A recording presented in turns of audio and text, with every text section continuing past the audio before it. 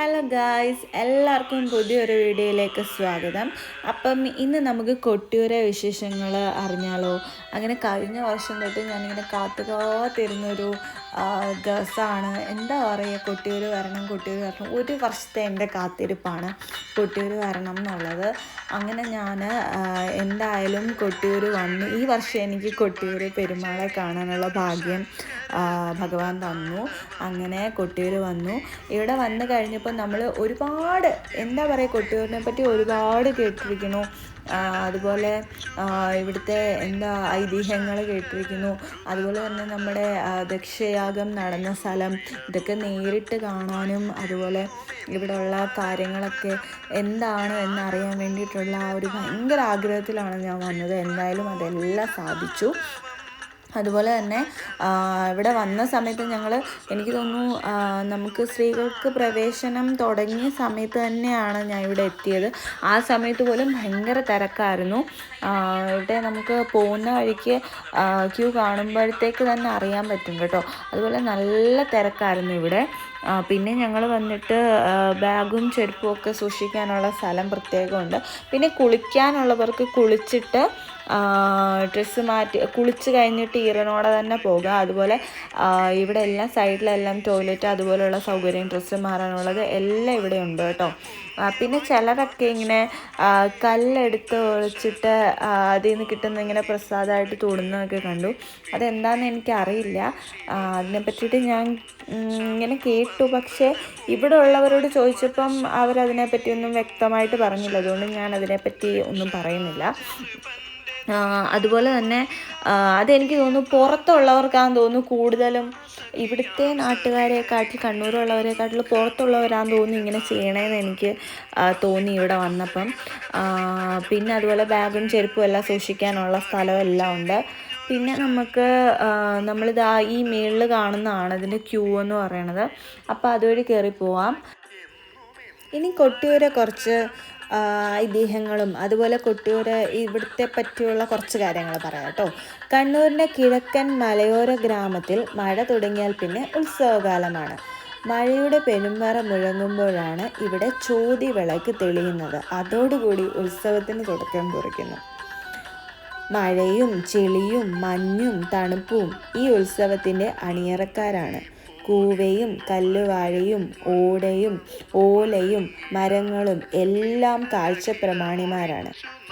പ്രകൃതിയും മനുഷ്യനും ദേവഗണങ്ങളും ഒന്നിക്കുന്ന അപൂർവങ്ങളിൽ അപൂർവമായ ഉത്സവമാണ് കൊട്ടിയൂർ ഉത്സവം.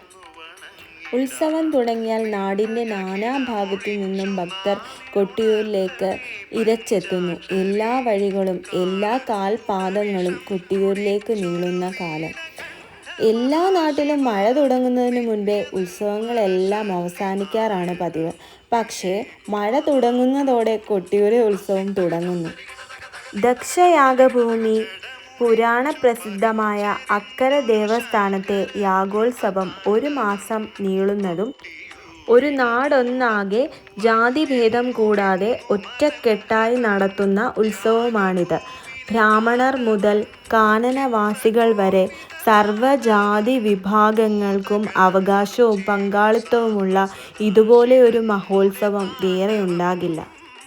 കനത്ത മഴയിലും മഴവെള്ളപ്പാച്ചിലിലും അതൊന്നും വകവയ്ക്കാതെ പെരുമാളിനെ മാത്രം മനസ്സിൽ ധ്യാനിച്ച് ഭക്തസംഘങ്ങൾ പ്രവഹിക്കുന്ന ഒരിടം. ദക്ഷിണകാശി എന്ന പേരിലും കൊട്ടിയൂർ അറിയപ്പെടുന്നു. അച്ഛനായ ദക്ഷപ്രജാപതി നടത്തുന്ന യാഗം കാണാൻ എത്തിയപ്പോൾ അപമാനം നേരിട്ട സതീദേവിയുടെ ആത്മാഹൂതിയും അതിൽ കോപിഷ്ഠനായ ശിവൻ ഭൂതഗണങ്ങളെ അയച്ച് യാഗം അടിച്ചു കലക്കുകയും ദക്ഷനെ വധിക്കുകയും പിന്നീട് ആടിൻ്റെ തല വെച്ച് പുതുജീവൻ നൽകി യാഗം പൂർത്തിയാക്കാനുള്ള അനുവാദം നൽകിയെന്നുമെന്നാണ് ഐതിഹ്യം.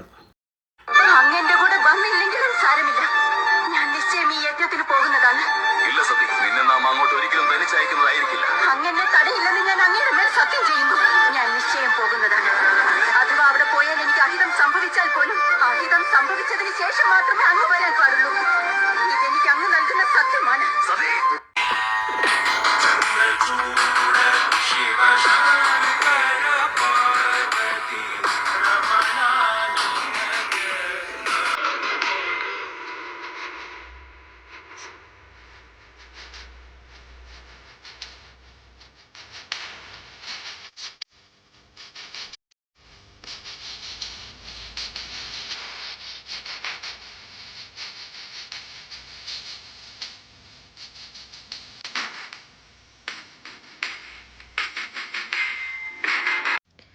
ഇവിടെ ഭയങ്കര ഒരു അത്ഭുതമുണ്ട് കേട്ടോ.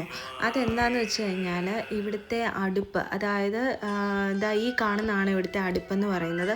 ഇവിടെയാണ് നമ്മുടെ ഈ കയ്യാലകളിലേക്കെല്ലാം ഭക്ഷണം പാകം ചെയ്യുന്നതും അതുപോലെ ഭഗവാന് നേദിക്കാനുള്ളതും എല്ലാം ഭക്ഷണം എല്ലാം പാകം ചെയ്യുന്ന ഈ അടുപ്പിലാണ്. ഈ അടുപ്പിൽ വിറക് കത്തിച്ച് കഴിയുമ്പം നമ്മൾ അടുപ്പിൽ നിന്ന് ചാരം നീക്കുമല്ലോ, അതിവിടെ നീക്കാനുള്ള അനുമതിയില്ല. അതായത് ചാരം നമ്മൾ മാറ്റരുതെന്നാണ് പറയണത്. പക്ഷേ രാവിലെ ആകുമ്പോഴത്തേക്ക് ഈ ചാരം അവിടെ കാണില്ല, ഒരു തുള്ളി ചാരം പോലും കാണില്ല ആ വിറക് കത്തിയതിൻ്റെ. അതെന്താണെന്ന് ചോദിച്ചപ്പോൾ ഇവിടെ ശിവൻ്റെ ഭൂതഗണങ്ങൾ വന്നിട്ട് രാത്രിയിൽ ആ ചാരം കടത്തിയിട്ട് പോകണമെന്നാണ് പറയണത്. അത് ഭയങ്കര ഒരു അത്ഭുതം തന്നെയാണ്. അങ്ങനെ ഞാൻ കേട്ടു. ഇവിടുത്തെ അങ്ങനെ ഒരു ഐതിഹ്യമുണ്ട് ഇവിടെ. അതുപോലെ തന്നെ നിങ്ങൾക്ക് കാണുന്നുണ്ടായിരിക്കും നല്ല തിരക്കാണ് കേട്ടോ. പക്ഷേ എല്ലാവർക്കും ഭഗവാനെ തൊഴാനായിട്ട് പറ്റും.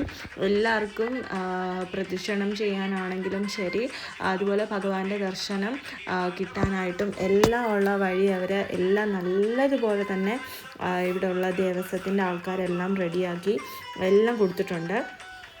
കൊട്ടിയൂർ ഇന്നത്തെ ആചാരങ്ങൾ ശ്രീ ശങ്കരാചാര്യർ നിശ്ചയിച്ചിട്ടുള്ളതാണ്.